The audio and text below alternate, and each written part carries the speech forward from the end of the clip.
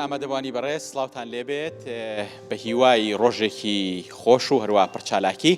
بە خێراتنتانەکەین وەکو لە ئاگادارەکە بینیوتانە ئێمە ئەمڕۆ لێرە لەسەر خوانی کتێبێک کۆبینەوە کتێبێک هەمومانی کۆکردێتەوە کە کتێبی هزراندنی هونەرە ئەم کتێبە کتێبێکی سەنگینە کتێبێکی تایبەتیە پانێڵەکەمان کۆمەڵێک بڕگەی لە خۆی گرتووە بڕگەکان بەم شێوێ دەست پێکەین سەرەتا نووسەری کتێبەکە ئانتۆن برامبوش ڤیدۆیەکی کورتی بۆ ئێمە ناردووە ژێرنووسی کوردی کراوە ئەوە نمای شەکرێ دوای ئەوە کورتێک لەسەر شێوازی تەرجەمەکردنی یاخود چیرۆکی تەرجەمەکردنی کتێبەکە لەلایەن خاتوو شیرین سایب لە ڕێکخراوی هیوا فاندێشنەوە خرێتە ڕوو دوای ئەوەش پانێلەکە دەست پێەکە بەندە لە خزمەتی مامۆستا عەلی هادی لەگەڵ مامۆستا نەبەسەمەد کە وەرگێڕی کتێبەکەیە ڕانانێکی ڕخنەیی بۆ کتێبەکەکەین و باز لە پێگە و گرنگی کتێبەکەکەین بۆ سەقافەی ئێمە دواتریش لە نێو خۆمانە گفتوگۆکەین و بۆ ئامادەبوانی بەڕێزی هەر کەسێک ئەگەر سەرنجێکی هەبێت یاخود کتێبەکەی خوێندە بێتەوە ئاگاداری کتێبەکە یاخود ناوڕۆکی کتێبەکە بێ بواری قسەکردن هەیە بە ئومێدەوەی کە پانێلێکی باش وە لەگەڵ پرزانیاری هەروە چێژبەخش پێشکەش بە ئێوە بکەین ئێستاش ڤیدۆکەی بەڕێز برامبوش ئەگەر ئامادە بێ نمایشەکەی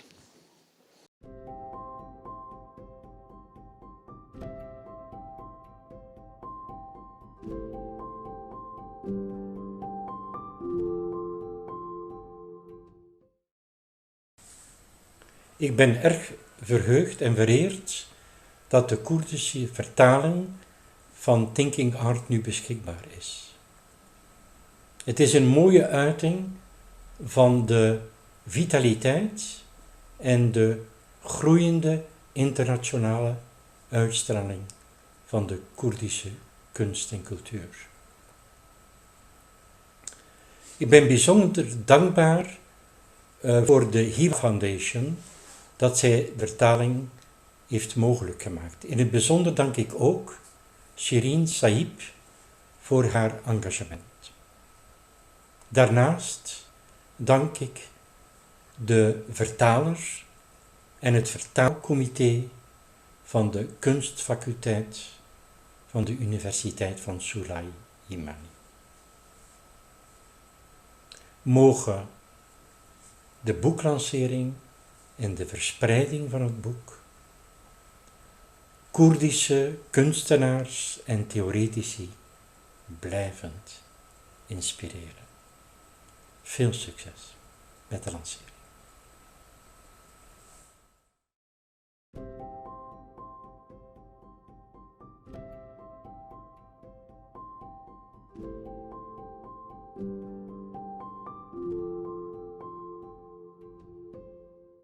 دووبارە سڵاو و دووبارە بەخێراتنتانەکەینەوە بەڵێ بەڕێزان پێش ئەوەی خاتوو شیرین سەبارەت بە شێوازی تەرجەمەکردنی کتێبەکە کە دوای گوتمان مامۆستا بەسی قسە لەسەرکە بەڵام لایەنە تەکنیکەکانی کتێبەکە بە شێوەیەکی تایبەت لاسنسی وەرگیراوە و تەرجەمەکراوە و دوای بڵاوکراوەتەوە کە تۆزێ بە ناوەندی ئەدەبی و هەروەها ناوەندی کتێبسازی ئێمە کتێبێک نامۆیە پێش ئەوە ئەمەوێت کە لە دەقەی دوو دەقە ناساندنێکی گشتی ڕێکخراوی هیوا فاوندیشن بە ئێوە بناسێنم تەڵام منێکێک لە دۆستانی ڕێکخراوی هیوا فاوندیشن بۆ پێی کە لە بواری مناڵان نەوجەوانان ئەتوانین بڵێین مناڵان بێنە منداڵان و نەوجەوانان و هەروەها گەنجان و تەمەنی گەورەتریش لە بواری ڕۆشنبیریە ئیشی زۆر زۆر باشیان کردووە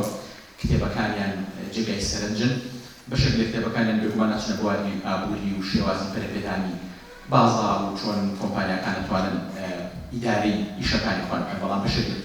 کتێبەکانی دیکەیان کە ڕەنگە بچێتە چوارچێوەی ئیشی منەوە پەروەردەکردنە و پەروەردەیەکی کۆمەڵاتیانێ لە دنیایەکە کە دین کەوتووە و پاشەکشەی کردووە و پەروەردەی دینی و پەروەردەی کۆمەڵاتی بە شێوەیەک لە شێوەکان پاشەکشەی کردووە ئەو کتێبانەی هیوا فاوندیشن دەتوانن بۆشاییەکی گەورە بۆ ئێمە پڕبکەنەوە بە تایبەتی ئەوانان کە تایبەتە بە مناڵان و هەروەها منداڵان و نەوجەوانان چەند کتێبیان تاسا تەرجەمە کردووە بڕیار وایە لەمە دواش کتێبی دیکە بکەن تەڵام هیوا فاوندیشن ڕێکخراوێکی قازانجنەویستە لەلایەن کاکی واڕۆفەوە دامزرێنراوە خاتونیان عەبدوڵڵا سەویشی ڕێکخراوەکێ لە بواری هونەری و ئانەشاوی کە ئێوە هونەرمەندن ئاگادارن کە هیوا فاوندیشن لە بەرامبەر هونەرمەندانە دەستی هێشەکراوەوە سپۆنسەری کۆمەڵە پرۆژی باشی کردووە و لە داهاتووشا بە تایبەتی لە ئەمساڵە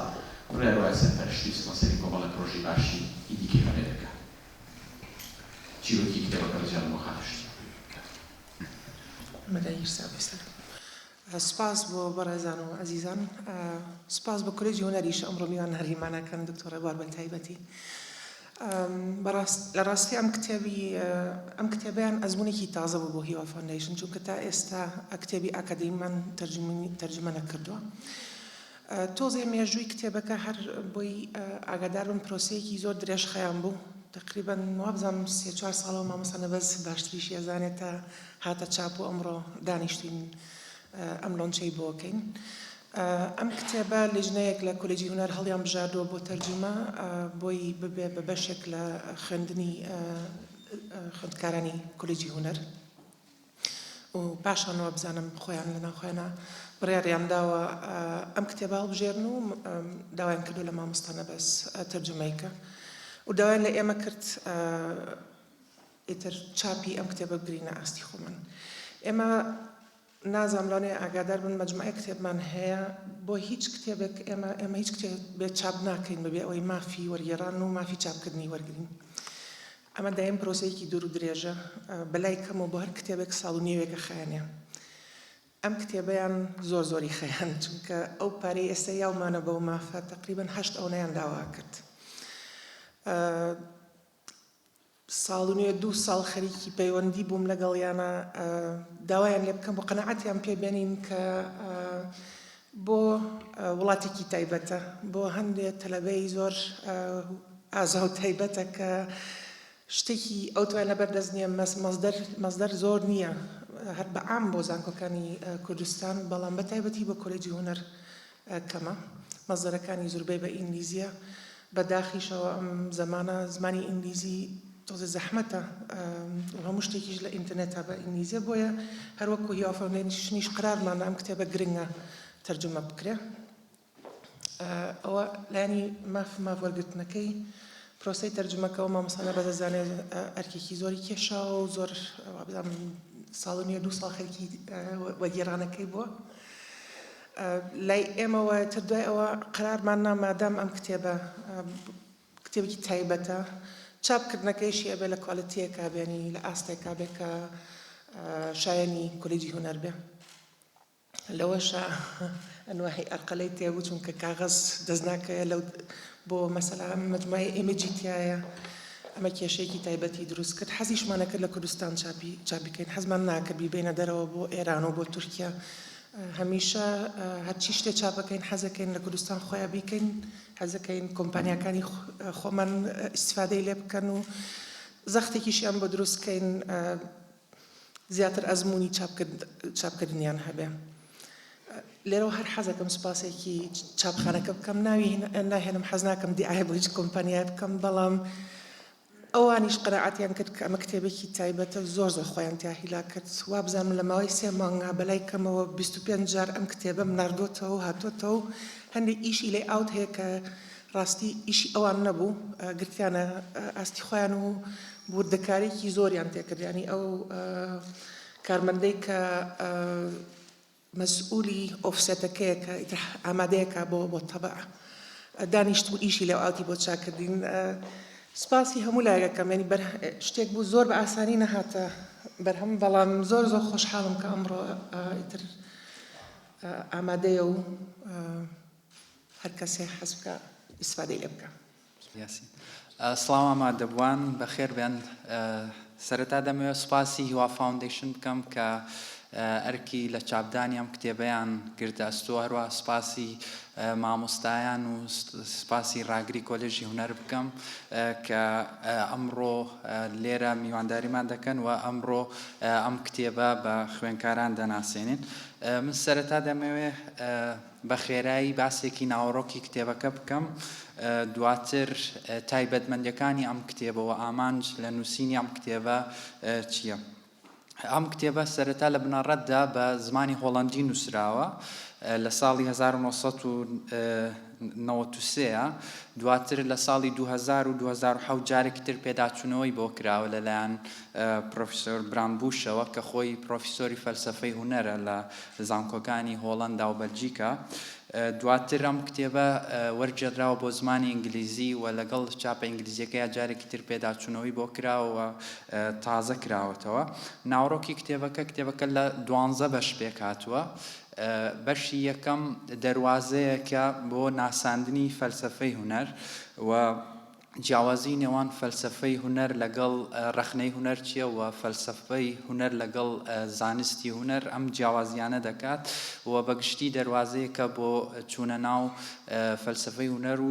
ناو کتێبەکە. بەشی 12ەم دەرەنجامە.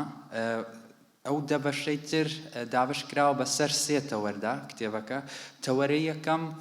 بەم تیۆریانەوە خەریکە کە بە تیۆری کلاسیکی ناسراون، تیۆری کلاسیکەکانی هونەر و ئەم تیۆریانە زیاتر جەخت لەسەر پرسیاری هونەر چییە دەکەنەوە، ئایا هونەر چییە و سروشتی هونەر چییە. لەم تەوەرەیەدا 5 بەشمان هەیە، هەر یەکێک لە تیۆریەکانی لاسایی یان تیۆری دەربڕین، تیۆری فۆرمالیزم، تیۆری پێکەوەی فۆرم و دەربڕین و هەروەها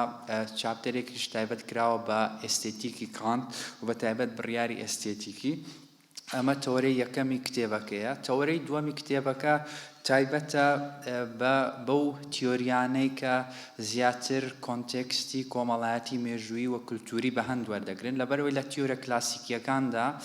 ئەم تیۆریانەی پێشتر لایەنی کۆنتێکستی مێژووی کولتوری و مێژووی هونەر، مێژووی کولتور و هەروەها کۆنتێکستی ئابووری سیاسی کۆمەڵایەتی فەرامۆش کراوە، بە هەند وەرنەگیراوە. ئیشی هونەر یان هونەرمەند سەربەخۆیە لەمە. بەڵام لە تەوەرەی دووەمدا ئیش لەسەر ئەو تیۆریانە کراوە یان ئەو فەلسەفانەی هونەر کە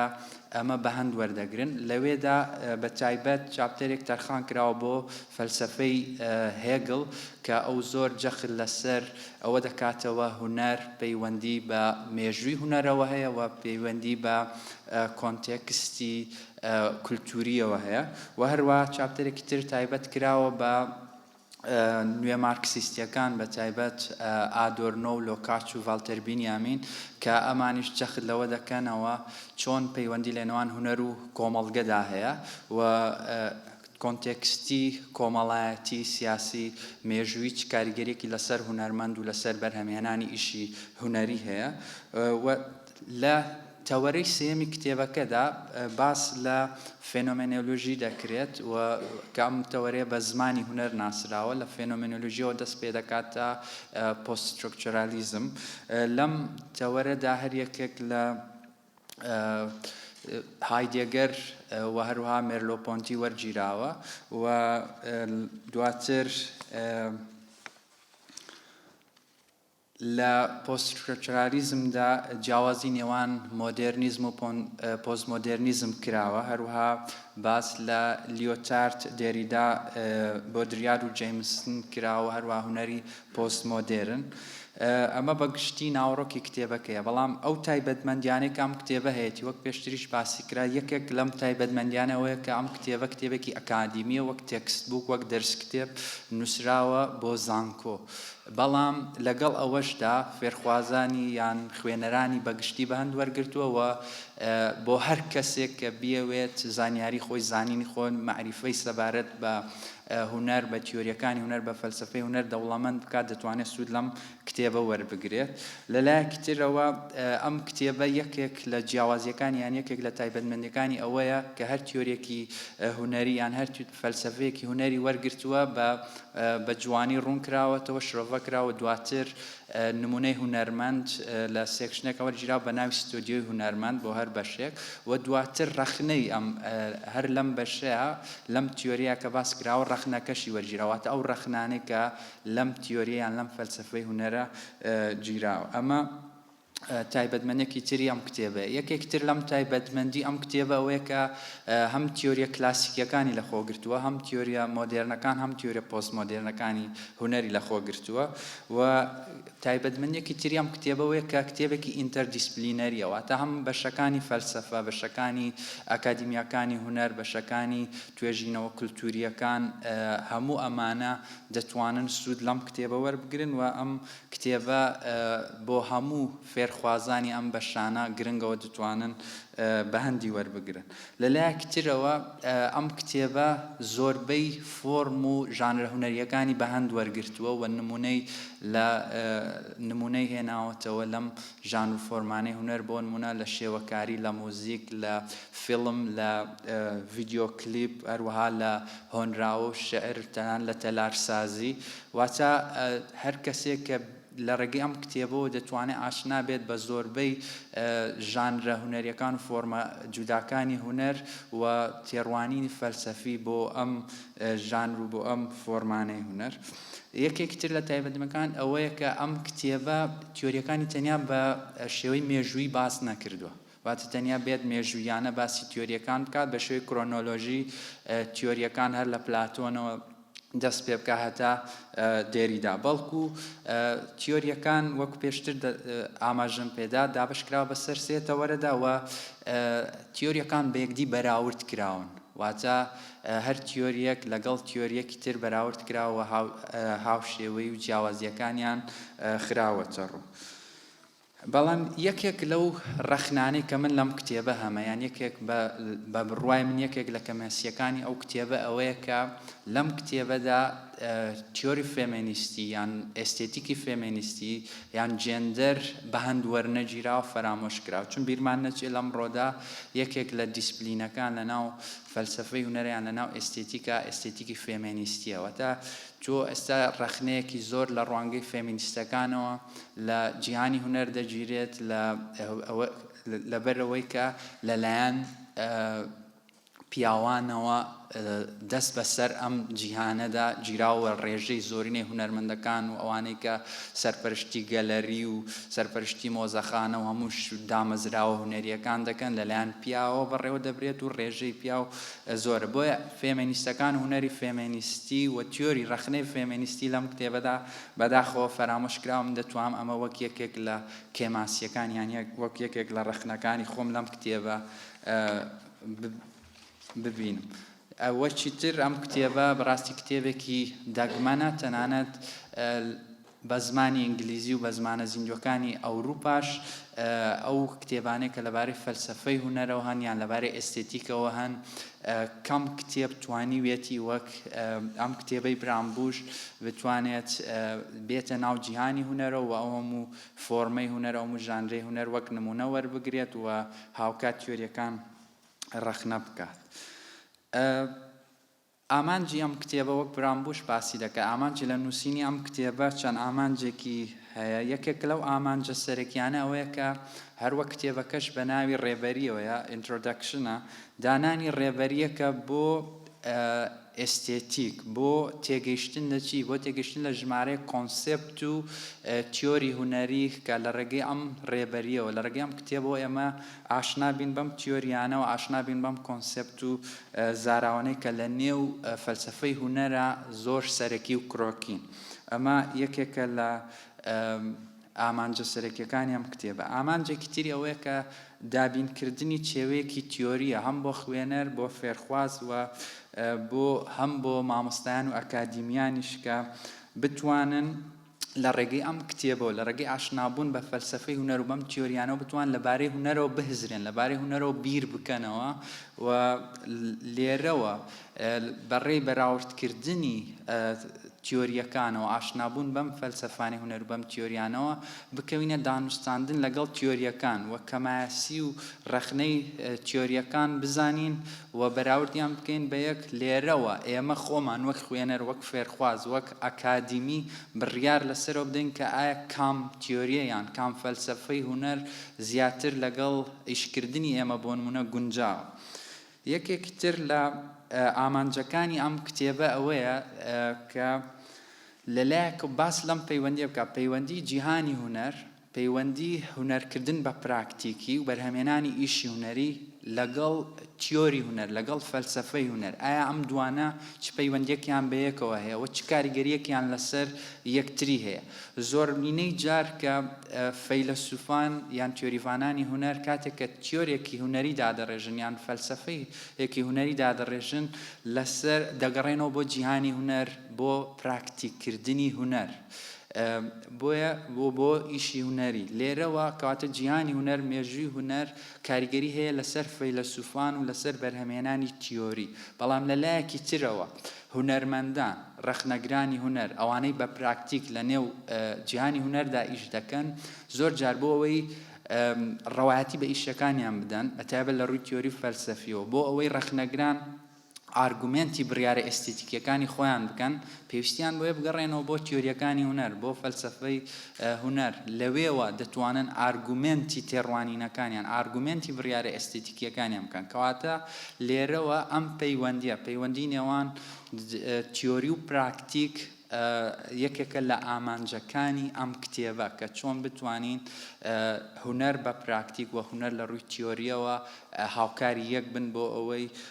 ئیشێکی هونەری باشتر بەرهەم بهێنرێت یەکێکی تر لە ئامانجەکانی ئەو کتێبە وەک برامبوش باسی دەکات ئەوەیە کە بە شێوەیەکی ئۆبژێکتیڤ بە شێوەیەکی بێلایەنانە بابەتی ئیش لەسەر تیۆریەکان بکەوە لەبارەی تیۆریەکانەوە بنووسێت بەڵام لە پاڵ ئەمەشە دەیەوێت ڕوون و ئاشکرا بێت واتە بۆ خوێنەر بۆ فێرخواز بۆ کەسێک کە ئەم کتێبە بەکار دەهێنێت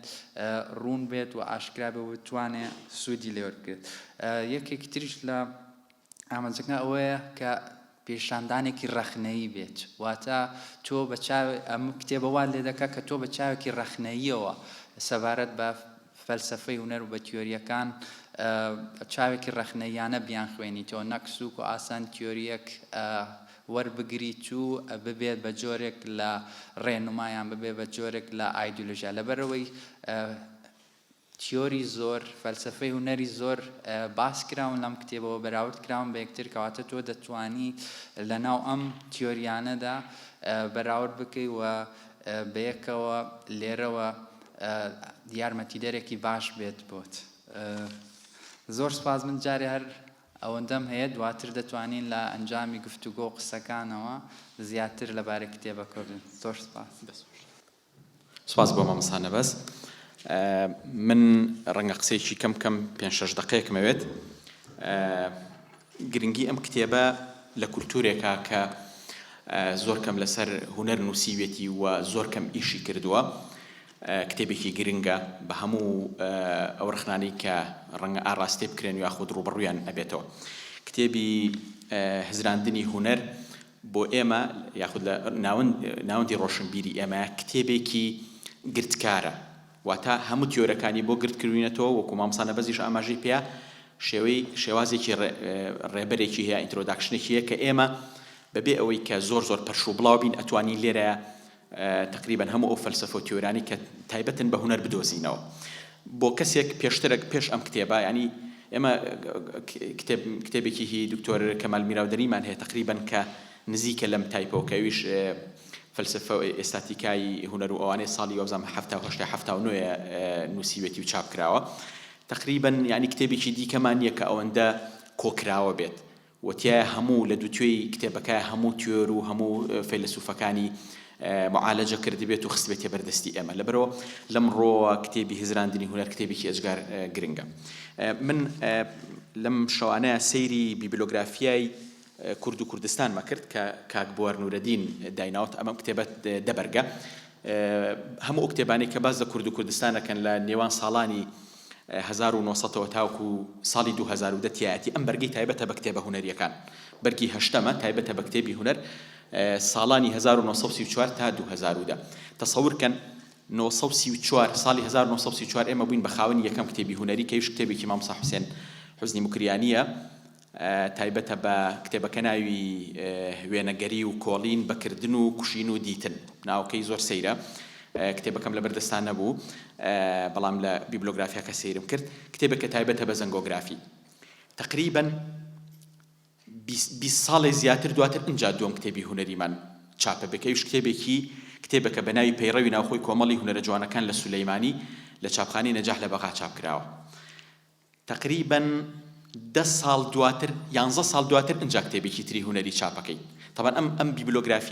بیبلۆگرافیایەکی مەوسوقە هەموو کتێبخانەکانی کوردستان گەڕاو لە دووهۆکەوە تقریباً هەتاوکە ئەو شوێنانی کە بەردەستی کەوتووە. هەرچی کتێبێک لە کوردستانی عێراقا لەسەر هونەر دەرچووە تقریباً لەم بەرگەی کە تایبەتە بە هونەر هەیە. هەندێک کتێبی دیکەمان هەیە چوونەتە چوارچێوەی ئەو کتێبانی کە ئەو بەرگەی کە تایبەتن بە کتێبە فەلسەفیەکان هەندێک کتێب چوونەتە ئەوێ. یعنی ئەوانەی بخەینە سەر لەم کتێبە تا ساڵی 2010 تقریباً 254 کتێبی هونەریمان هەیە تا ساڵی 2010. هەندێک کتێبی تری تایە کە بێ ساڵی چاپن تقریباً دە کتێبێکی تری بخەرە سەر بە هەمووی تقریباً 300 کتێبمان هەیە. یعنی ساڵی 1969 کتێبێکی تر بە ناوی ئیشی دەست کە مستەفا بەرزنجی نووسێتی لە چاپخانەی ئەسعەد لە بەغا چاپکراوە.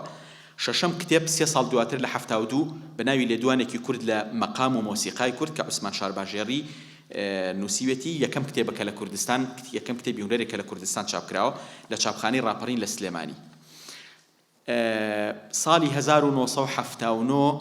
چواردەهەمین کتێبمان چاپێ بە ناوی هونەر و سەرەتاک لە مێژووی هونەر کە مام ساحمە سالار نووسیوێتی ئەوش لە چاپخانەی عەلا لە بەغدا چاپکراوە.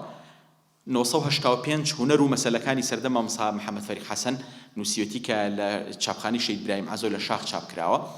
یعنی تقریباً هەتا ساڵی 1989 کتێبی تیۆریمان سەبارەت بە هونەر زۆر کەمە. 1989 کتێبێکمانێ بە ناوی تیۆرەکانی مۆسیقا کە مامۆستا سەلاح ڕەوف نووسیوێتی لە چاپخانەی سۆمەر لە بەغا. هەندێک کتێبی دیکەمە لە 80کانە تقریباً ئاوڕێک لە مێژووی هونەر مامۆستا محەممەد حەمەباقی چەند کتێبێک نووسێ وەکو مێژووی مۆسیقای کوردی کتێبێک سەبارەت بە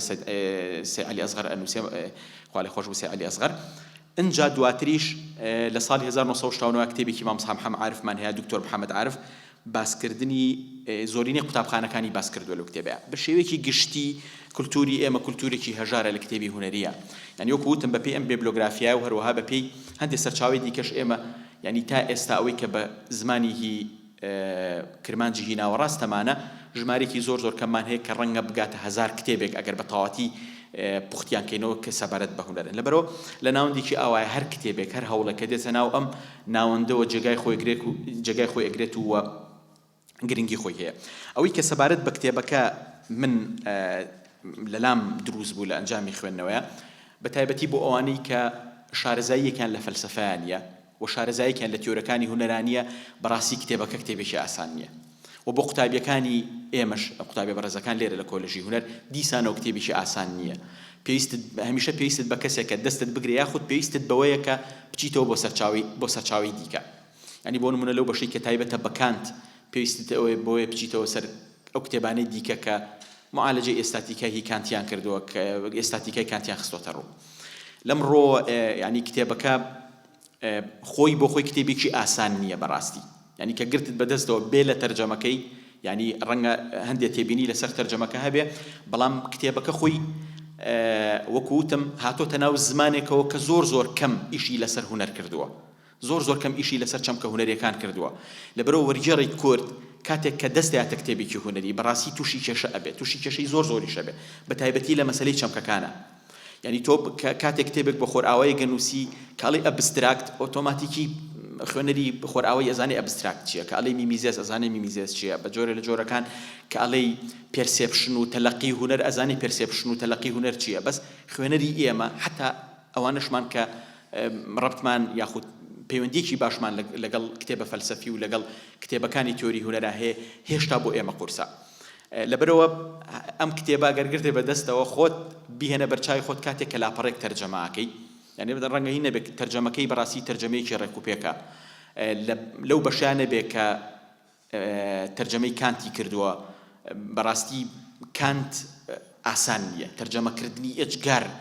قورسە. حتا دکتۆر محەممەد کەمال کە بە جۆرەکان پیاوێکە لە هەفتاکانەوە خەریکی تەرجەمەکردن و کاری فەلسەفی و لە یەکێک لە زانکۆ معتەبەرەکانی خۆرئاوەش مامۆسایە یعنی لە خستنە ڕووی کانتە کە تازەترین کتێبی کە لەسەر کانتە یعنی تووشی ئەو دژواریە بۆ تۆ بەردەوام پەنای بردۆتە بەر چەمکە عەرەبیەکان یاخود بەر چەمکە ئینگلیزیەکە خۆی یاخود چەمکە ئەڵمانیەکە بەو شێوەی خۆی دایناوەتەوە. لەبەرەوە بەڕاستی تەرجەمەکردنی هەر یەکێک یعنی هەر شتێک لەوانە بۆ ئێمە ئاسان نیە زمانی ئێمە زمانێکی گەنجە وردە وردە خەریکە دەست و پەنجە لەگەڵ بابەتە جیاوازەکانە نەرمەکە بەڵام ئەمە مانای ئەوە نیە کە دابنیشینووی نەکەین لەبەر ئەم کتێبە شایانی پێزانینێکی زۆرەوە بەڕاستی من خۆم تەقدیرێکی زۆر بۆ مامۆسانە بزانمەوە جورئەتێکی گەورەشە بەڕاستی کە دەست بێتە تەرجەمەکردنی کتێبێکی وە بەڵام بۆ ئەوانەی کە تووشی دژواریە بن لە کتێبەکایەوە وتم هەر لە فەلسەفەی هی پۆست مۆدێرنیستەکانیشە کە باز لە کتێبەکرێ باز لە تیۆری فریزەکەن کتێب ئێمە بە شاقۆڵی ناباتەوە بۆ کتێبی دیکە بەڵکو هەموو کتێبێک وەکو چیمەن وایە کە ئەتەنێتەوە ئەم کتێبە لە لای خۆیەوە ڕەتی بە کۆمەڵە کتێبی دیکەوە هەیە لەبەرەوە ئەم کتێبە ناچارمانەکە کە بچینەوە سەر کۆمەڵە کتێبی دیکە بۆ نمونە ئەو بەشەی کە تایبەتە بە تیۆرەی لاساییکردنەوە یاخۆ تیۆرەی میمیزێس لای ئەفلاتون ئەتوانین بۆ نمونە بچینە لای فەلسەفەی ئەفلاتونی دکتۆر محەممەد کەمال کە بەشێکی لەسەر ئەفلاتون و هونەرتیایە لەو بەشەی کە لەسەر هایدیگەرە بۆ نمونە بۆ زیاتر زانیاری بۆ زیاتر ڕوونکردنەوە ئەتوانی بچینە هەر دیسانەوە کتێبێکی دیکە دکتۆر محەممەد کەمال هایدیگەر و شۆڕشێکی فەلسەفی کە دیسانەوە معالەجەی مەسەلەی خستنەڕووی هونەری کردووە تەمان کتێبەکە خۆی لێرە معالەجەکردنی برانبوش تەواو جیاوازە لەو معالەجەی کە دکتۆر محەممەد کەمال کردوێتی بەڵام ینی بۆی کە لە گۆشەنیگای جیاوازەوە ئێمە خوێندنەوەی جیاواز بۆ هایدگەر وەرگین ئەم کتێبە سەرچاوەکە و دکتۆر محەممەد کەمال خۆی بۆ خۆشی سەرچاوەکە و لە هەمان کاتی شاڕوبەر هاوبەشەکان کە بێ کەگەن ئێمە یعنی تێگەیشتێکی باشتر لە کتێبەکە تێئەگەین لەبەرەوە ینی لەبەر ینی لە ڕووی تەکنیکیەوە بۆ مامەسای ئێمە گەر هەر مامەساکی بەرز ئەم دەرسە بڵێتەوە لێرە کۆمەڵێک کەرەستەی دیکەمان لەبەردەستایە بۆ نمونە بۆ نیچە دیسانەوە ئێمە کتێبی نیچە و پاشتازەگەری هەر دکتۆر محەممەد کەمالمان هەیە لەسەر فراکفۆرتیەکان نووسەرانی گۆڤاری ڕەهەن زۆر ئیشیان لەسەر تیۆرەی فرانکفۆرتیەکان کردو سەبارەت بە هونەر و مێگەل و ئەوە و ئەسڵەن بەکارهێنانیان تێڕوانینی ئەوان بۆ هونەر زۆر لە ژێر کاریگەری فرانکفۆرتیەکانە بەتایبەتی هی ڤالتەر بنیامین کتێبەکە لە هەر لایەکەوە بیگری دەوڵەمەندە و شایانی خوێندنەوەیە بەس ئەوەی کە گرنگە من پێم وایە ئەبێ لە چاپەکانی دیکەیە پەری پێ بدرێ و باشتر بکرێ و ئێمە هەمومان لە هەر سوچێکەوە ئەتوانین تێبینی و سەرنجەکانمان بین بە مامەسا نەبەست بۆ ئەوەی لە چاپەکانی دیکەیە هەوڵ بین کە زۆر کامەڵتری کەین من پێم وایە بەم شێوازەش کتێبێکی ڕێکوپێکە بە مەرجێک تۆزی خۆمان هیلاکەین یعنی یەک تەکنیکی زۆر بەسیط کە لەم کتێبەیە ئەبێ ئاگامان لێبێ مەسەلەی پابەندبوونە بە خاڵبەندیەوە یعنی لە شوێنەکان نقطەیەک دانراوە ڕێک لە نقطەکە بێ بۆسی لەبەری کۆی جوملەکە کۆتایی هاتووە ئەنجا ئاچیسە دواتر لەبەری زنجیرەی ئەفکارت بە جۆرە لە جۆرەکان کاتێک کە بەسەر ئەو نقطەیە بازەی ئۆتۆماتیکی ئەپچڕێ لەبەرەوە من زۆر تێبینیم کردو ئەبێ زۆر بە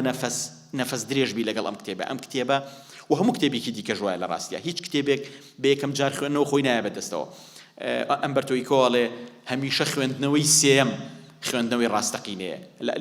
حتا بۆ ڕۆمانیش ینی کتێب لە سێمین جارە خۆی بۆ ئینسان کەشفەکە خۆی بۆ خوێنەر کەشفەکە لەو بوارەیە ینی خەڵکی دیکە زۆر ئیشیان کردو لەسەر تیۆرەکانی خوێنەرەوە من دووبارە پیرۆزبایی لە ناوەندی خۆمانەکەم ناوەندی هونەری و ڕۆشنبیری ئێمە وروە دەستخۆشی لە مامۆسانە بەزەکەم و دەستخۆشی بۆ هیوا فاوندیشنەوە بۆ کۆلێژی هونەر کە دەست پێشخەر بوون لە خستنە ڕوو و لەوەی کە ئەم کتێبیان کردو بەم پرۆژێ کە بەڕاستی کتێبێکی سەرنجڕاکێشە ئەوەی کە ماوەتەوە بیڵێم کە پێویستە قۆڵی لێ هەڵماڵین تەلیفکردن بە کوردی لە فەلسەفەی هونەر و لە تیۆری هونەر و هەروە لە کۆمەڵناسی هونەرە پێویستە ئیشی باشی تیا بکەین من هەروەکو مژدێکیش بە ئێوەی بەڕێز دەڵێم کە خۆم قۆڵم لێ هەڵماڵی و بەڕاستی بۆی ئەو قسەکەم کتێبێکی ناتالیئینی کە بە ناوی کۆمەڵناسی هونەرەوە سۆسیۆلۆجیای هونەر من خەریکی تەرجەمەکردنی خەریکە تەواوی یەکەم طبعا لە عەرەبیەوە یەکەم و یەک دوو بەڕێز ئامادەن کە بەراوردی فەڕەنسیەکەی بکەن و تەنانەت بڕیار وایە قسە لەگەڵ ناتالیئینیکیش بکرێ بۆی کە پێشەکێک بۆ چاپە کوردیەکەی بنووسێ ومێدەوارم ئێوەی بەڕێزیش وە هەر کەسێکی دیکە کە توانای هەیە لەم بوارەیە هەم بە تەلیف بێ هەم بە تەرجەمە بێ سەرخاڵ ببین دووبارە سوپاس بۆ ئێوەوە ئێستا قسە بەجێڵم بۆ مامۆستا عەلی هادی کە لەسەر داوای خۆی کردمان بەسێ هەم بەڕاستی ئەبێ دەستخۆشی بکەین لە تەرجەمەیان کتێبە و چاپکردنی کتێبێکی گرنگە و برادران باسییان کرد باسی گرنگی ئەم کتێبەیان کرد بێگومان ئێمە بە زمانی کوردی یانی زۆر فەقیرین لە کتێبی تیۆری هونەر و فەلسەفەی هونەر بەڵام ئەم کتێبە خۆی کتێبێکی تایبەتە چونکە من کە ئەم خوێندەوە هەمیشە بەراوردمە کرد لەگەڵ ئەو کتێبانە کە خوێندومە کە هاو با بڵێن بابەتن و هاوشێوەن بە زمانی فەڕەنسی ئەنجا بینیم ئەم کتێبە زۆر تایبەتە بە نسبەتی ئەو کتێبانە گشتیانە کە پێڵێن دەرس کتێب ینی بۆ ئەکادیمی بۆ تەلەبە و بۆ فەیلسوفان کراوە ئەم کتێبە چەندێک شێوازی داڕشنەکەی چەندێک بێلایەن ئەوێ خۆی پیشامدا برامبوش بەڵام بێلایەن نییە کتێبەکە ئاراستەیەکی خۆی هەیە بەڵام ئەو گرنگی ئەم کتێبە زۆر شتی تێدایە یەکێک لەو گرنگیانە ئەوەیە کە هەر لە مقدمەکە باسی ئەوە دەکا دەڵێ ئەم کتێبە بۆ هونەرمەندیشە یعنی یەکەم جارە ببینیم یەکێک کە باسی کتێبێک دروستەکە دەڵێ بۆ هونەرمەندیشە باشە چی ئەوە یعنی بۆچی بۆ هونەرمەند بێ هونەرمەند ئیشەکە و بەرهەم ێنێ بەڵام بۆچی بۆ هونەرمەندە چونکە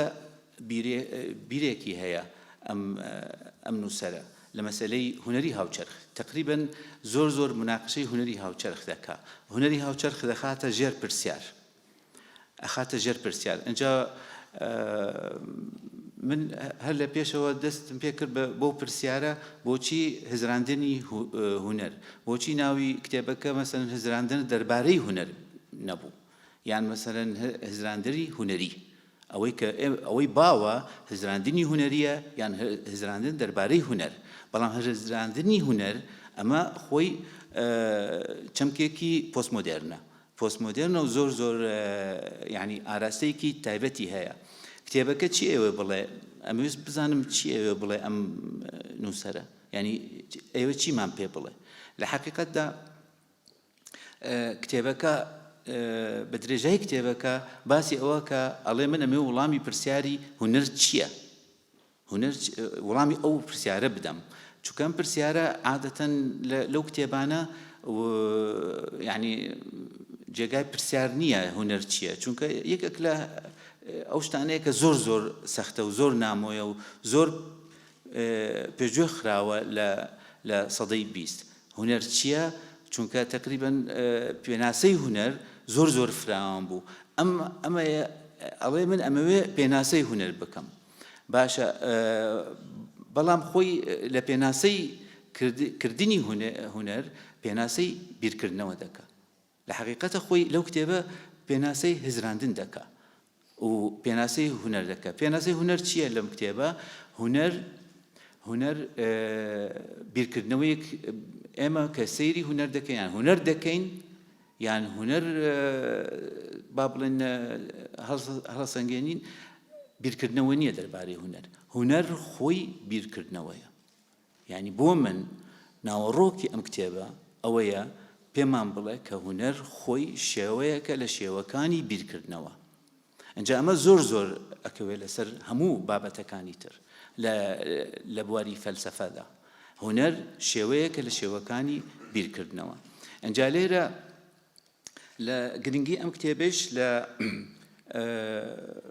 لە بابەتێکە باسی ئەو پەیوەندیە دەکە لە نێوان فەلسەفەی هونەر و ڕخنەی هونەری لەگەڵ ئستێتیکا زۆر دەستخۆشیەکەم لە کاکنەبەس کە ئستاتیکای کردە ئستێتیکا چونکە زۆر ناخۆش بە زمانی کوردی ئەوەی باوەڵێن ئستاتیکا ئستاتیکا زۆر دوورە لە ئستێتیکا وانە بەڵێ بەڵێ شتێکی ڕاوەستا جێگیرە ئەوەش لە زمانی عەرەبی هاتووە نییە چونکە تەرجەمەیان کردووە لە ئستاتیقا ئەنجا کردیانە ئستاتیق من دەربارەی تەرجەمەکە قسە ناکەم چونکە ئیشێکی زۆر سەختە ئیشێکی زۆر زەحمەتە و ئەو کتێبە دەخوێنین دەزانین کاکنەڤەس چەندێک زەحمەتی کێشاوە لە بەعزە جێگایەک چەندێک ڕاوەستاوە دیارە یعنی گەڕاوە بۆ معنە بۆ واتەیەکی باش بۆ وشەیەکی کوردی باش با بڵێن شیاو بۆ ئەو وشەیە بەڵام ئەوە زۆر سەختە جار زۆر سەرکەوتووە لە بەعزە جارێک مەسەلەن کەمتر سەرکەوتووە ئەوەش خەتای خۆی نییە و خەتای زمانی فەلسەفی کوردی نیمانە یعنی نیمانە زمانێکی فەلسەفی کوردی ئەنجا دەگەڕێمەوە دەربارەی ئەو بابەتە کە لەو کتێبە زۆر سەرەکیە ئەویش پەیوەندی لە نێوان فەلسەفەی هونەر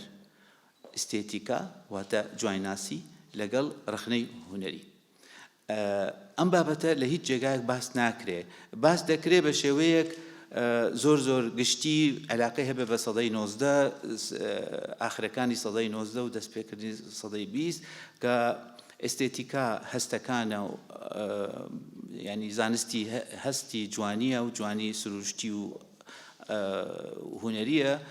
بەڵام ڕخنی هونەری شتێکی داهێنەرە، داهێنانی تێدایە و زیاتر نزیکی فەلسەفەی هونەرە.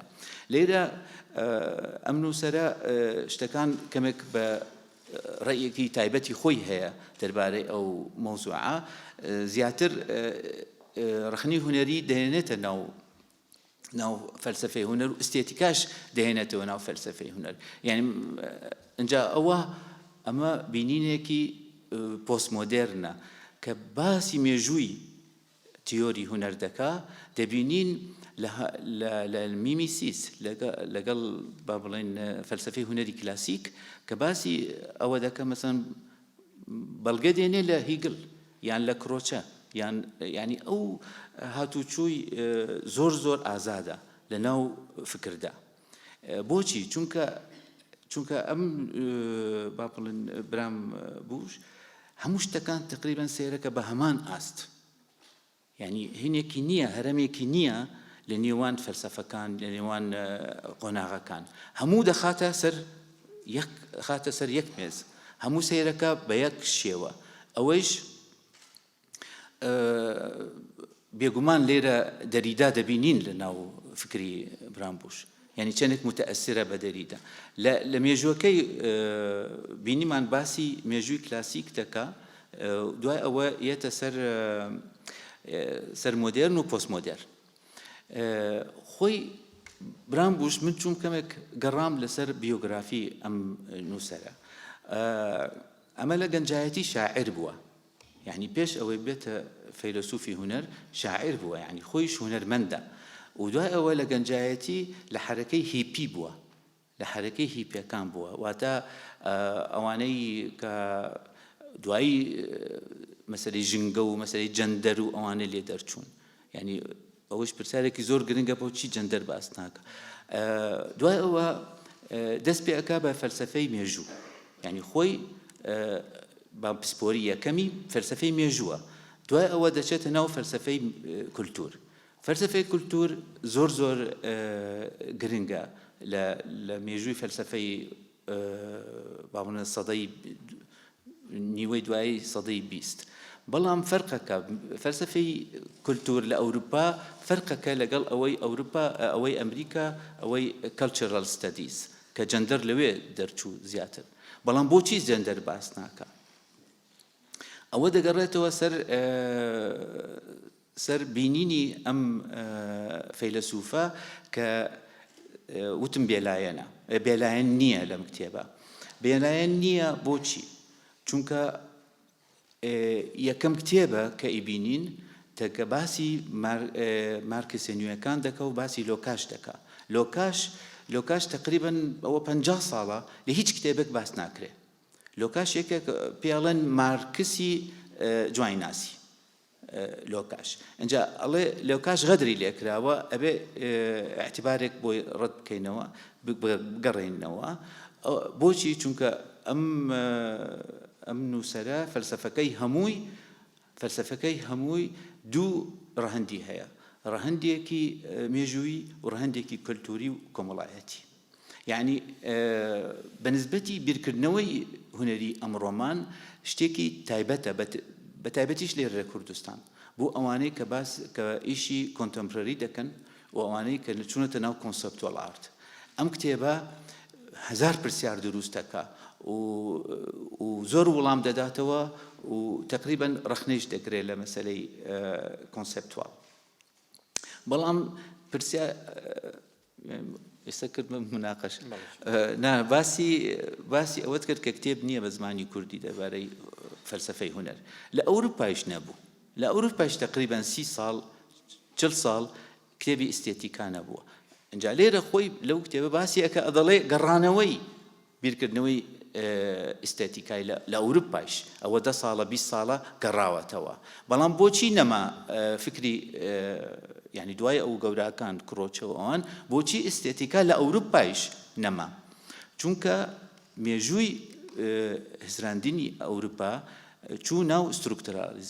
ستروکتورالیزم کە لێرە زۆر باسی دەکا و ڕەخنەی لێ دەگرێ سبەبی ئەوە بوو کە ستروکتورالیزم ئەویست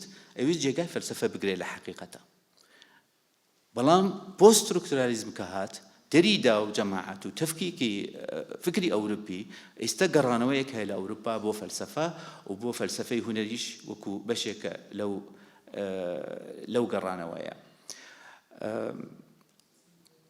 ئەم کتێبە زۆر بابەتی تێدایە و زۆر بە جوانی دروست کراوە یعنی شتەکان عەرز دەکا بۆت بە شێوەیەکی زۆر پوخت دوای ئەوەیش دژی ئەو فەلسەفەیە باز دەکا بەڵام هەمیشە بە زمانی فەیلسوفانی تر یعنی وەکو شێوازی نووسین تقریبا شێوازێکی زۆر تایبەتە بەو فەیلسوفە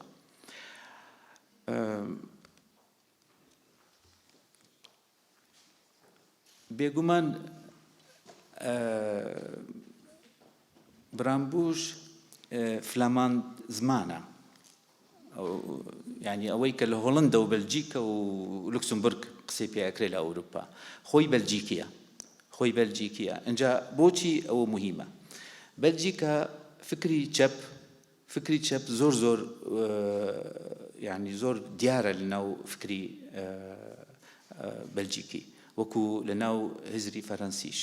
ئەنجا بۆ ئەوەی باشتر لێ تێبگەین یعنی کابرایەکی مێژووی وڵاتەکەی خۆی مێژووی کولتورەکەی خۆیشی هەڵەگرێت لە بیرکردنەوەی ئەنجا هەرە شتانە ویست بڵم دوایش لە مناقەشە قساکە زۆر سپاس بۆ مامۆستا عەلی هادی من حەزەکەم دەرگای گفتوگۆ بکەمەوە بۆ ئێوەی بەڕێز بۆ ئامادەبووان ئەگەر مامۆستا نەبەزیا کەسێک هەیە ناسەم لێ لەناو ئێوە ئەگەر بێ قسە لەسەر کتێبەکە بکە ئەو مایکەکەی جان فەرموو بەخێراتی هەموو ئامادەبوانێکم کە لێرەن من وەک خوێندکاری کۆلێجی هونەر و خوێندکاری مامۆستا نەبەز و خوێنەرێکی بەردەوامی بواری فەلسەفی و بەتایبەت فەلسەفەی هونەر زۆر سوپاسی مامۆستا نەبەز ئەکەم کە سەرەتا ئەم کتێبەی بە من سپار بەر لە بڵاوکردنەوەی و من بەپێی کاتی پێویست توانی خوێنەری بەشێکی ئەم کتێبە بم و سەرنجی من لەسەر ئەم کتێبە ئەوەیە دەستخۆشی لە مامۆستا نەبەز ئەەکەم لەبەر ئەوەی نەک هەرتەنها لە بواری وەرگێڕاندا بەڵکو خودی خۆی وەک کەسێکی زمانزان بۆ پێی کە زانیاری تەواوی لە سەرجەم زاراوەکانی بەشەکانی دیکەی کوردستاندا هەیە لە زمانی کوردیە وشەی زۆر تازە هاتوۆتە ناو ئەم کتێبەوە و لەبەر ئەوەی لە ئێمە بە حکمی ئەوەی نەتەوەیەکی سەربەخۆنی و بڕیارێک نەدراوە لەوەی کە چ زاراوەیەک وەک زاراوەیەکی فەرمی بۆ سەرچاوەی نووسینی کوردی دیاری بکرێت لەبەر ئەوە مامۆستا نەبەز هەموو پارچەکانی کوردستان هەموو بەشەکانی کوردستان هەموو ئەو شانەی کە هەموو ئەو زاراوانی کە لە شوێنە جیاجیەکانی کوردستانە بەکار ئەهێنرێت مامۆستا نەبەز لە وەرگێڕانی ئەم کتێبەیە بەکاری هێناوە بۆ وشەی تازی لە بەرامبەر ئەو شانەی کە فەلسەفین و هێشتا وەک دۆزینەوەیەک لە بەرامبەر واتای وشەکانی زمانی فەلسەفەدا مامۆستا نەبەز توانیوەتی وەرگێڕانی بۆ بکات دەستخۆشی لێ ئەەکەم و ئەم کتێبە وەرگێڕانی ئەم کتێبەش پێویستێکی زۆر گرنگە لەبەر ئەوەی ئێمە لە سەردەمی مۆدێرنەدا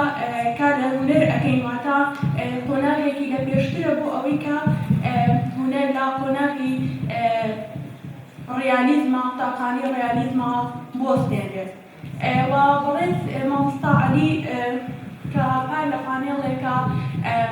باسی لەوە کرد لە کۆتایی پانێڵەکەیەوەکی ئێمە ئەمانەوێت هونەر لە فەلسەفە بە تەواوی دابڕێەوە جا بێتەوە. من پرسیارم بۆ مامۆستا عەلی ئەوەیە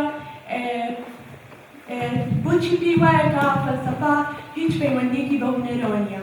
و ئەگەر وایە هونەر لە چ قۆناغێک کە ئەبینێتەوە؟ دەست خۆش مامۆستاجان توانی یەکسەر جواب بێتەوە ئەگەر کەسێکی تر هەبێ بۆی بەڵێ من نەموتە هونەر لە فەلسەفە دابڕین ینی جاکەینەوە بەڵێ من وتم لە هەژمونی فەلسەفە ینی هونەر خۆی فەلسەفەیە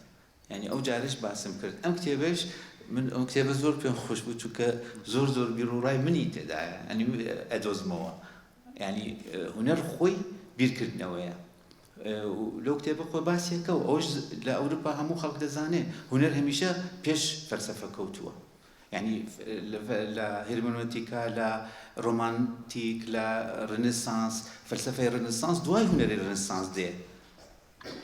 اینجا مثلەن ئەو تەفکیک و پۆستمۆدێرنە لە هونەر دروستە بێ اینجا لە فەلسەفە دروستە بێ ینی 10 ساڵ 20 ساڵ پێش فەلسەفە دروستە بێ اینجا فەلسەفە شتێکی بەرز نییە شتێکی ئایدیال مثلا بڵێ من ئەبێ ئەوە بکەم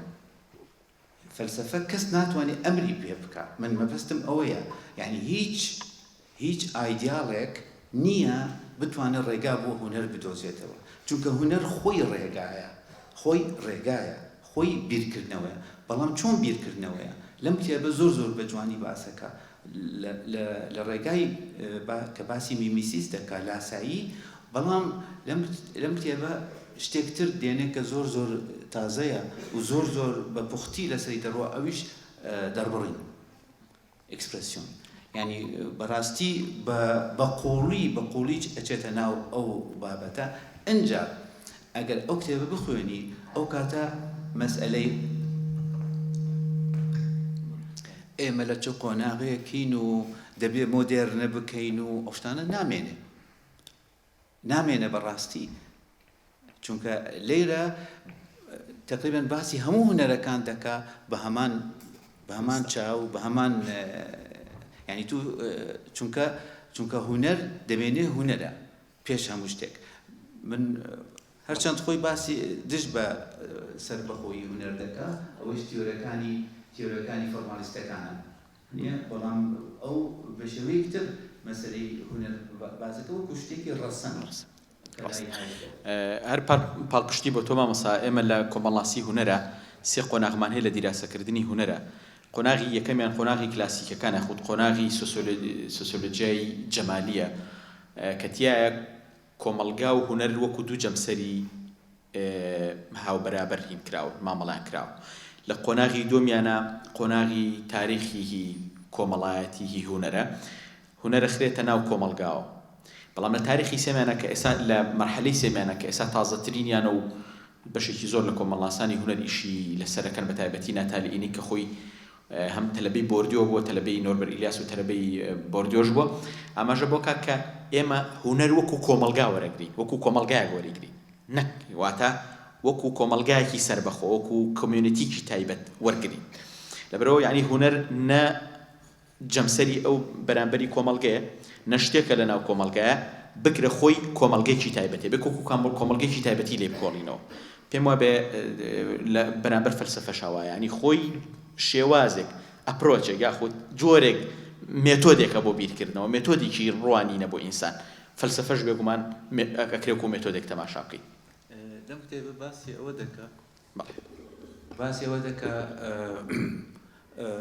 هونەرمەند شتێکی ناخی خۆی ناو خۆی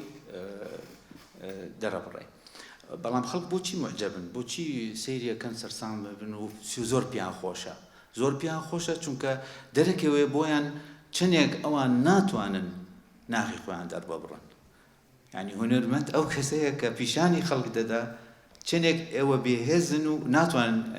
ناخی خۆتان دەربڕن اینجا بۆیە سەرسامن و بۆیە هونەر پێگەیەکی تایبەتی هەیە ناو کۆمەڵگایە بەڵام بۆ مەسەلەی مێژوو ئەم کتێبە کتێبێکی مێژوویە چونکە خۆی یەکێک لە ڕەهەندەکان ڕەهەندی مێژووە، ئەوەی تر ڕەهەندی کەلتورە. ئەجا چۆن مێژوەکەی ئەوە کردووە؟ هیچ تەسەلسولێکی مێژوویی ڕوودا و کەسایەتی تێدا نییە. لێرە دەبینین ئەم فەیلسوفە چەندێک نزیکی هیگڵە لە مەسەلەی مێژوو ئەو کۆمەڵە ڕوودا و کەسایەتی و ئەوانە نییە. مێژوو دەبێت چەمکی بێ. لێرە مێژوەکە چەمکیە، مێژوو چەمکیە، یعنی چی؟ هەڵبژاردەیە. یەکێک لە جێگایەک باس دەکە، دەڵێ هونەر هەمیشە مۆدێرنە، هونەر هەمیشە مۆدێرن بووە، یعنی لە هەموو عەسرێک و لە هەموو ئەوەیەک مۆدێرنە.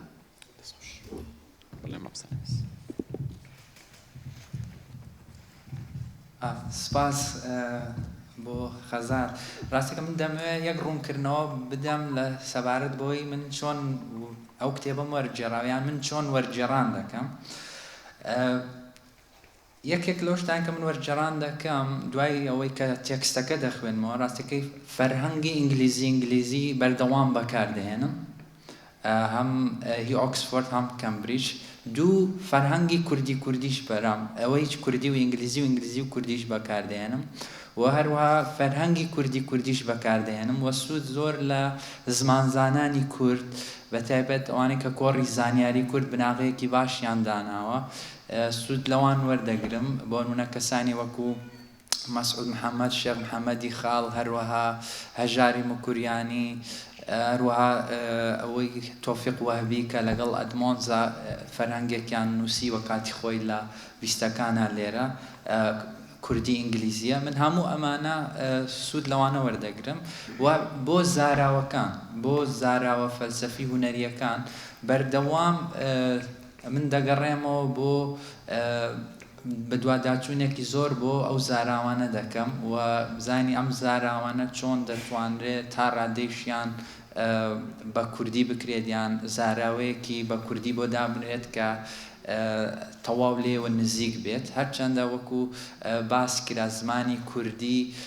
کەمتر ئیشی پێکراوە لە بواری تیۆریە، لە بواری فەلسەفە و تیۆری هونەرە،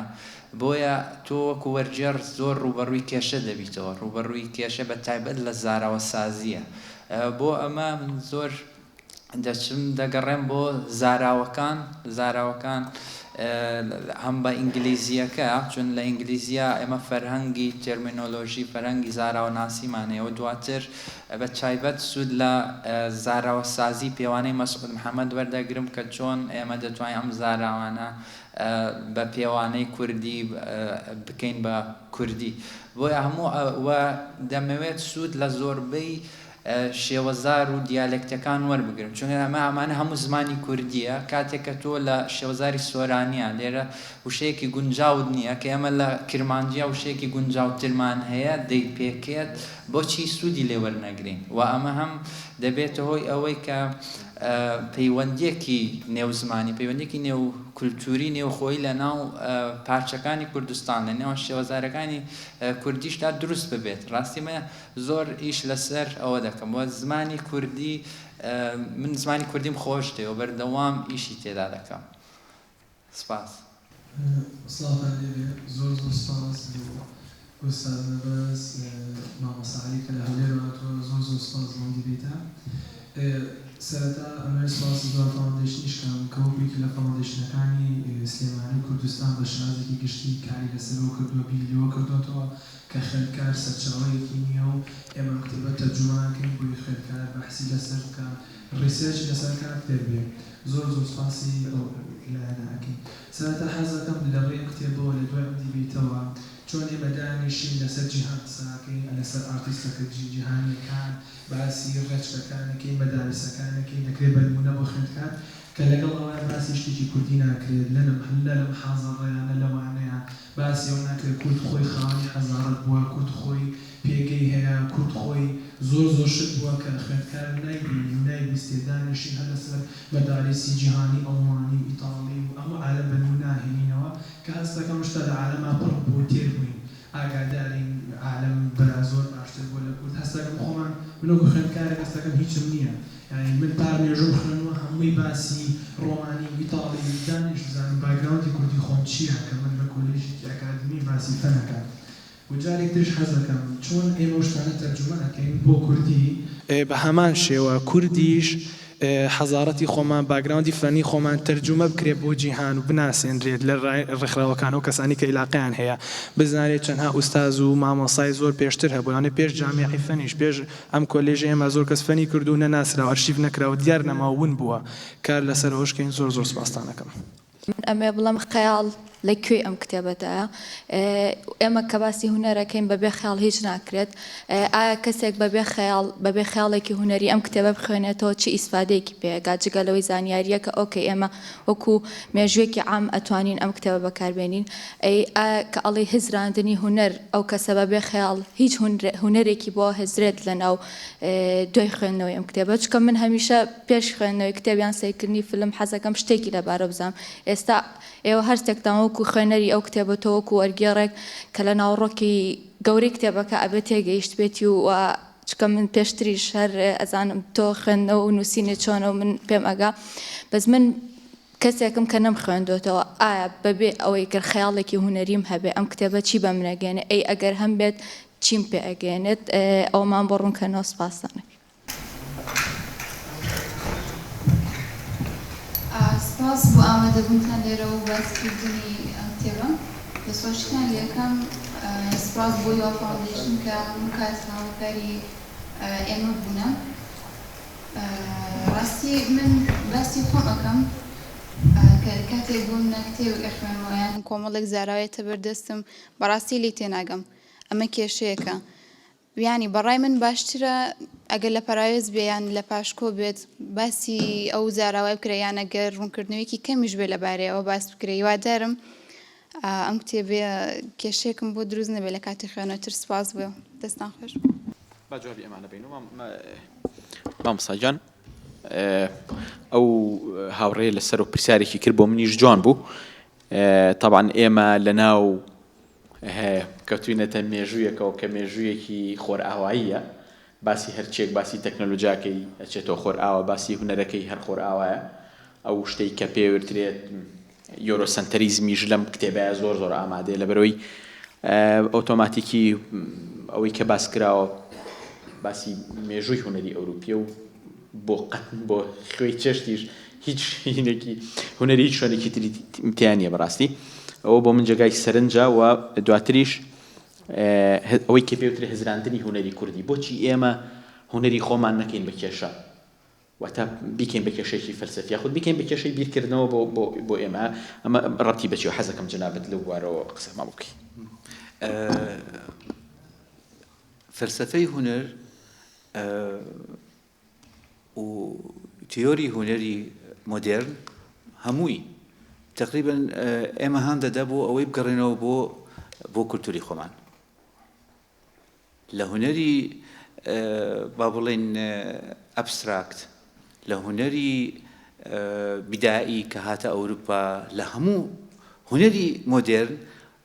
بانگەوازێکە بۆ ئەوەی ئێمە بگەڕێنەوە بۆ کولتوری خۆمان چونکە ئەوان کولتوری ئێمەیان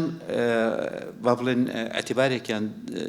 دابووی و هێنایان ناو هونەر چونکە هونەر لە حقیقەت ئەو هونەرەکە ئێمە ئیناسین هونەری ڕێنسانسە واتە تابلۆ ستاند با بڵێن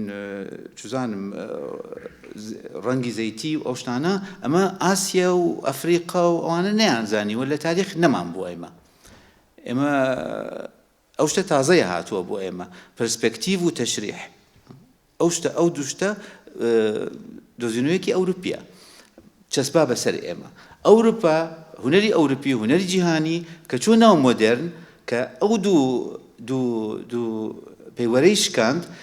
مەجالی دا بە ئێمە بێنە ناو هونەر لە هونەری مۆدێرندا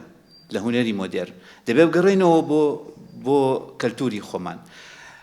فەلسەفە هەموو فەلسەفەکان فەلسەفە مۆدێرنەکان باڵ بێمەنن بڕۆین ناو کەلتوری خۆمان هایدگر کاڵێ جیهان هەیە و خاک هەیە جیهان هەیە و خاک هەیە جیهان بەس ڕووکەشە خاک داهێنانە ئەو هەموو داهێنانێک بوونی مرۆڤ خاکە اینجا چی بکەین ئێمە شتەکان درەنگ دەگا کوردستان درەنگ گەیشت ئەم هەرێمە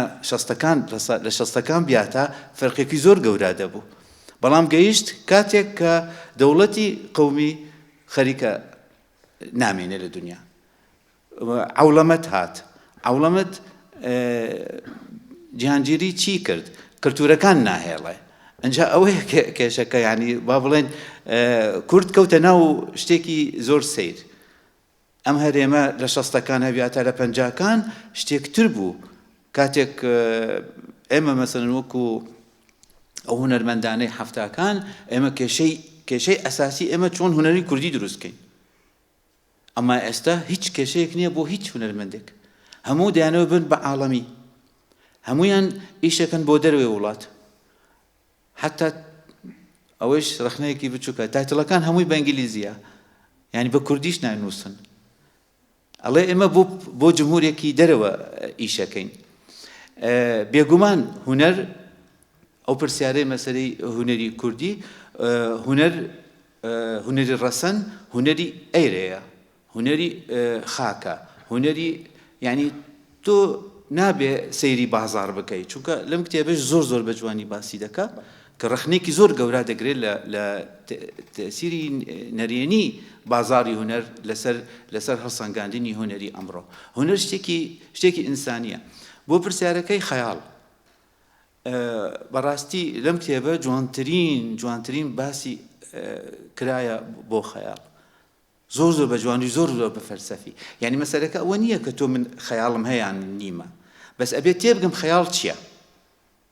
یعنی هزراندنی هونەر ئەوەیشە کە تۆ تێبگەی لەو چەمکانە کاڵێ خەیاڵ ممکنە خەیاڵ لایەنێکی گەندەڵی هەیە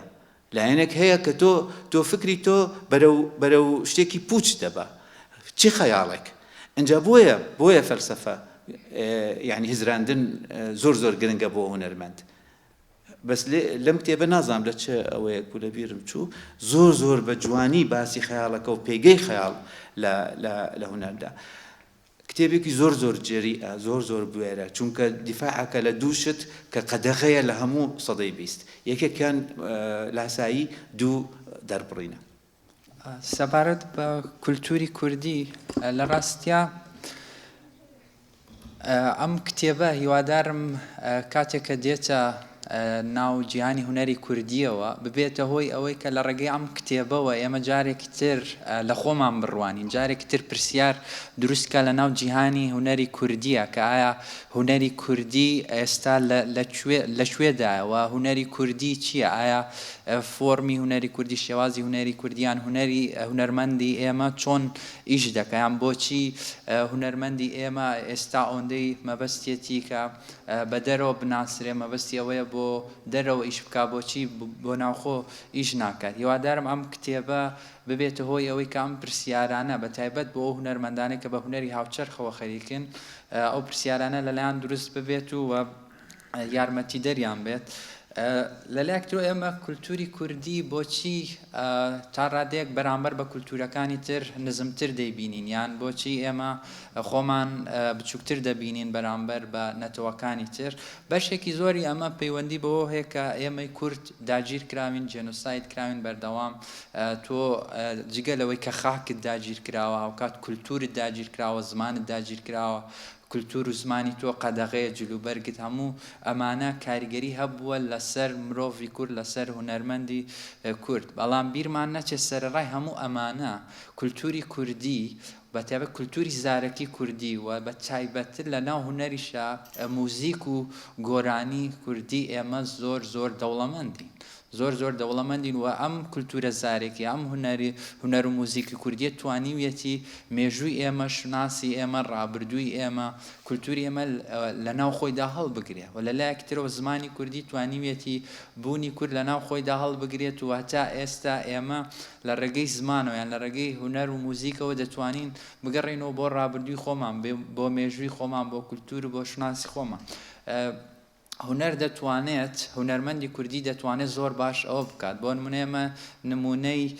فیلمی زەری کازم ئوزمان هەیە کە زۆر جوان لە ڕێگەی یەک گۆرانیەوە یەک مێلۆدیەوە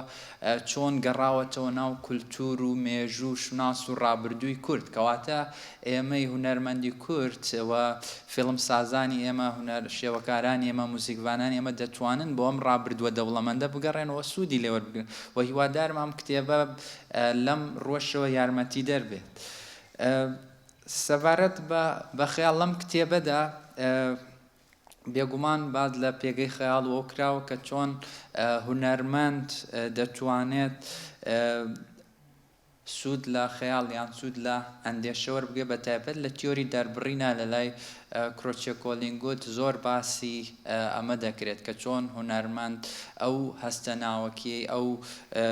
خەیاڵ و ئەندێشەی کە هەیەی چۆن دەری ببڕێت چۆن لە نێو ئیشێکی هونەریدا گوزارشتی لێ بکات و دەری ببڕێت سەبارەت بە شێوەزارەکان کە هەندێ وشە لە شێوەزارەکانی ترەوە گیرا ڕاستی بۆ ڕوونکردنەوەی ئەمە لە کۆتایی کتێبەکەیە فەرهەنگۆکێک دانراوە بۆ ئەوەی خوێنەر فێرخواز ئاشنا بێت بە زۆر لە زاراوە و دەستەواژەکان و ئەو زارا و یانە و شانەی کە لە شێوەزارەکانی تریشە وەرگیراون ئەمە بەرچاوڕوونیەکی باش دەدات بە خوێنەر بە فێرخواز کە سوود لەم فەرهەنگۆکە وەربگرێت بۆ تێگەیشتن لە زارا و دەستەواژەکان ئەوەی کەمێ کۆتایی پێبێنم دووبارە سوپاسکردنی ئێوەیە کە ئامادە بوون پێش هەر کەسێک سواز بە مامۆسانە بەس کارکی کێشا کتێبەکەی کرد و سواز بە کۆلێژی هونەر کە وایان کرد ئێمە بە کتێبێکی زۆر گرنگ ئاشنا بین و لە بەردەستمانە بێ بە زمانی کوردی سەبارەت بە هونەرمەندانیش چۆن سوود لەم کتێبا بینین بێگومان هەر کتێبێک بۆ خۆی قوڵاییەک بە ڕۆحی هونەرمەند بە جۆرە لە جۆرەکان لە کارە هونەرێکە ڕەنگایەتەوە ئەم کتێبە ئەتوانێ قوڵ کار لە ناوی هونەر هەر هونەرمەندێ بکا کە ئیخوێنێتەوە و تێبگا هونەرمەند بۆ چێ ئیشەکە بەڕاستی یانە قسێکی باکسانداڵ هەیە یەکێکە لە فەیلسوفان وەروە لە کۆمەڵاسی هونەرە ناوێکی تایبەتی هەیە ئەوانە قسێکی هەیە ئەڵێت ئێمە سەیری مۆنالیزا ناکەین لەبەرەوەی کە جوانە بەڵکو مۆنالیزا جوانە لەبەروی ئێمە پێمان جوانە و ئێمە سەیرەکەین ئەمە باز لە گرنگی متەلەقی یاخود وەرگرەکە لە تیۆری هونەرە یعنی ئەمەوە بۆ ئەبێوا لە هونەرمەند بکا کە تۆ ئیش چۆن دروست دەکەی و چۆن ئەیخەیتە بەردەستی خەڵک بێگومان ئەگەر ئیشەکە ئیشێکی باش دروستکراوە بێ گوێگری خۆی بینەری خۆی و وەرگری خۆی ئەدۆزێتەوە بەدەگمەن ئیشێکی هونەری هەیە ینی لە سەردەمی خۆیان باش بوو بێ وەرنەگیرا بێ زۆر کەمی پێچوە دواتر کەشف کراوە لەبەر هونەرمەندانی ئێمە توانن زۆر سوود لەم ئیشانە و زۆر لەم تیۆرانە وەربگرن بەڕاستی و ئەو پرسیارش سەبارەت بە هونەری کوردی هونەری ئێمە وردە هەنگاوە بڕێ بۆ چوونە دەرەوە ئێمە ئەتوانین بە کڕوزانەوە ئەوەی کە خۆر ئاوە ئێمە ئیهمال کردو و ئێمە داگیرکاین بەوانە ئیشمان ناڕوا بەڕاستی ئەبێ هونەری باش دروستکەین کامکارانی ئێمە بۆ نمونە توانیوانە لەسەر ئاستی جیهان هەر بەو جلە کوردی و بەو میلۆدە کوردیە سادانەوە بەڵام بە پێشکەشکردنێکی تایبەتەوە بە سوود وەرگرتن لە ڕۆحە ڕەسەنەکەی کوردبوونەوە سێرەکەی توانیوانە زۆر سنوور ببڕن و بچنە دەرەوە یعنی کەیان کەلهۆر ئێمە ئەیبینین لەگەڵ باشترین لەگەڵ یۆیۆمایە کە باشترین بڵین ئێساکێکە لە هونەرمەندە گەورەکان ینی لەگەڵ گروپی سلک ڕوودا سێرەکەی دائەنیشێت بۆ بە چەقێکی گروپەکە ئەمە بەرەنجامی چیە بەرەنجامی ئەوەیە کەیان کەلهۆر لە کولتورێکی دەوڵەمەندەوە هاتووە پێشتر لە کولتورەکەی خۆی سەلماندووە ئەنجا چۆتە دەرەوە حتا لە ئەدەبیاتە ینی کەسی ڕۆمانوسێکی گەورەیەک و کاک بەختیار عەلی تا لەناو کولتوری خۆمانە جێپێی قایم نەکردو بە جۆر لە جۆرەکانی نەبوو نەچۆ دەرەوە من هەمیشەم قسەی هی دۆستۆفسکیان بۆ کە سەبارەت بە پۆشکین ئەڵێ پۆشکین ئەدیبێکی گەورەی جیهانیە لەبەرەوەی ڕووسیەکی ڕەسەنە و ڕووسیەکی ڕەسەنە لەبەرەوەی کە سان پێترسبۆرگێکی ڕەسەنیشە واتە ئینسان هەتا لە ڕەگی خۆیەوە نزیک بێت ئەوەندە جیهانیە چەند لۆکاڵی بیت ئەوەندە جیهانی من پێم وایە لێک دژێک لەوایانیە لەوایە کە تا چەند ڕنگ و بۆن و تامیهی لۆکەڵی خۆتی شوێنی خۆت وەرگری ئەوەندەش ئەتوانی بە جیهانی بیت بەمەرجێک کە بتوانیت ئەو شتێک کە هاتە باش دروستیکەی بەمە کۆتایی بە قسەکانێنم سوپاس بۆ ئێوە سوپاس بە مامۆسای هادی کە لە ڕێگایەکی دوورەوە هات و ئێوەش کە ئامادە بوون گوێمان بگرن دووبارە سوپاس